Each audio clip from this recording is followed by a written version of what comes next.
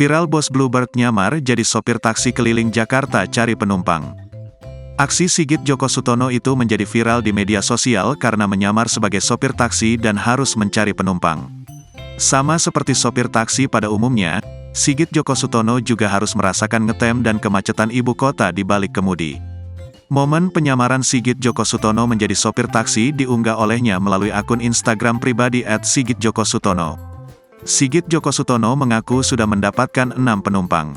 Namun, ia juga melewatkan 2 orderan penumpang. Kakak ipar Nikita Willy ini juga tampak ngetem di sejumlah tempat.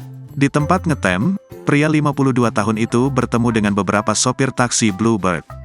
Sigit mengaku mendapatkan masukan dari para sopir taksi. Rupanya hasil penyamaran Sigit Djoko Sutono akan dibawanya ke rapat yang menurutnya akan berlangsung.